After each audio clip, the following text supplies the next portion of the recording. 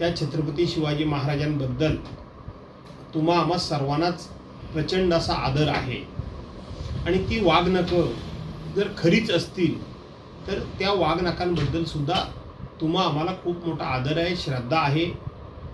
परंतु याचंच राजकारण दुसरं तिसरं कोण करत नाही आहे, तर युतीचं सरकार आणि खास करून भारतीय जनता पार्टीच या वाघनखांचं राजकारण करते। का राजकारण करतायत तर आपल्याला आठवत असेल की 2018 साली देशाचे पंतप्रधान माननीय नरेंद्रभाई मोदी यांनी महाराष्ट्रामध्ये येऊन समुद्रामध्ये छत्रपती शिवाजी महाराजांचं आंतरराष्ट्रीय दर्जाच्या स्मारकाचं भूमिपूजन केलं। आज तिथं एक साधी वीट सुद्धा रचली गेलेली नाही।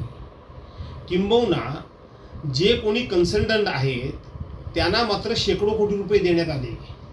त्या स्मारकाची शेकडो कोटीनं त्या ठिकाणी खर्चाची रक्कम वाढवण्यात आली, परंतु एक वीट देखील रचली गेली नाही।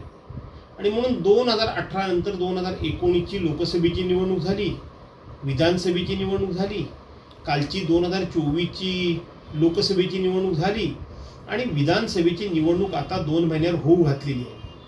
आणि म्हणून लोकांनी ते छत्रपती शिवाजी महाराजांच्या स्मारकाचा प्रश्न विचारू नये आणि म्हणून त्यांचं लक्ष डायव्हर्ट करण्याकरता म्हणून हा वाघनखाचा विषय पुढे आलेला आहे।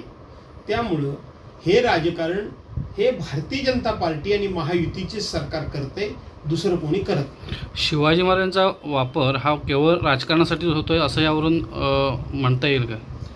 असं आहे की शिवाजी महाराजांबद्दल महायुतीमधल्या सरकारला नेत्यांना कुठल्याही प्रकारचा आदर नाही। ज्या वेळेला या राज्याचे राज्यपाल भगतसिंग कोश्यारी होते त्या कोश्यारींनी या महाराष्ट्रातल्या सगळ्याच राष्ट्रपुरुषांचा, समाज सुधारकांचा खूप मोठा अपमान केला। त्यावेळेला याच महायुतीच्या नेत्यांनी एक तोंडातून ब्र काढला नाही। इतकंच काय तर ज्या वेळेला भगतसिंग कोश्यारी इथून त्यांची बदली झाली किंवा त्यांना इथून महाराष्ट्राच्या राज्यपाल पदावरून मुक्त करण्यात आलं, त्यावेळेला त्यांच्या अभिनंदनाचा ठराव यांनी मंत्रिमंडळामध्ये घातला। यांना शिवाजी महाराजांबद्दल आदर काय असणार? यांना महाराष्ट्रातल्या शाहू फुले आंबेडकर असतील किंवा जे कोणी राष्ट्रपुरुष असतील, जे कोणी समाज सुधारक असतील, त्यांना या सरकारला आणि विशेष करून भारतीय जनता पार्टीला यत्किंचितही आदर नाही, हे स्पष्ट आहे। विशाळगडावरती जे अतिक्रमणावरून आता जो मुद्दा समोर येतोय, हा संपूर्ण परिस्थिती आता जी निर्माण झाली कायदा सुव्यवस्थेची, हे कुठेतरी हाताळण्यात सरकार कमी पडलं की हे परिस्थिती जाणीवपूर्वक कोणीतरी केली असं वाटतं? असं आहे की विशाळगडावरचं अतिक्रमण काढायला कोणाचा विरोध होता असं नाही, कुठल्या पक्षाचा। म्हणजे आमचं कोणाचंच मत नाही की त्या ठिकाणी अतिक्रमण व्हावं असं आमचं अजिबात मत नाही। परंतु हे अतिक्रमण होतं कुठे आणि शेवटी तिथून 3 किलोमीटरवर लोकांची घरदारं का दांडकली जात आहेत, लोकांच्या धर्मस्थळावर कशा पद्धतीने हल्ले केले जात आहेत, हे सगळं कशा करता चाललंय? की तुम्हाला खरोखर तिथली अतिक्रमणं हटवायची आहे का तुम्हाला निवडणुका डोळ्यासमोर ठेवून जातीय दंगली भडकवायची आहे?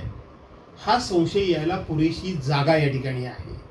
इथं ज्या पद्धतीनं सगळं हे जे काय आपल्याला चित्रफिती दिसत आहेत आणि तिथं शिवभक्तांच्या नावाखाली जे कोणी हैदोस घालतायत आणि पोलीस उघड्या डोळ्याने हे सगळं बघतायत, हे फार गंभीर आहे। अतिक्रमणाचं आम्ही कोणीही समर्थन करत नाही, परंतु निवडणुका डोळ्यासमोर ठेवून कोल्हापूर सारख्या जिल्ह्यामध्ये की जिथे कधीच सामाजिक सलोखा बिघडला नाही, जिथे कधीच धार्मिक तेढ निर्माण झाली नाही, जिथे कधीच कुठल्या जातीपातीबद्दल कधीही कुठल्याही प्रकारचा द्वेष पसरवला गेला नाही, त्या कोल्हापूरमध्ये कसं घडू शकतं?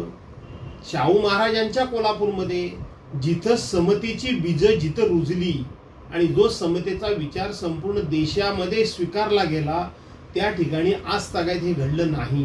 तिथं मागची वेदरपा एक प्रकार बघितला आणि आताचा प्रकार बघितला तर ही दुसरी वेळ आहे आणि म्हणून हे कोणीतरी घडवण्याचा प्रयत्न करत आहे आणि हे सरकारला कदाचित माहीत असतं। एबीपी माझा, उघडा डोळे बघा नीट।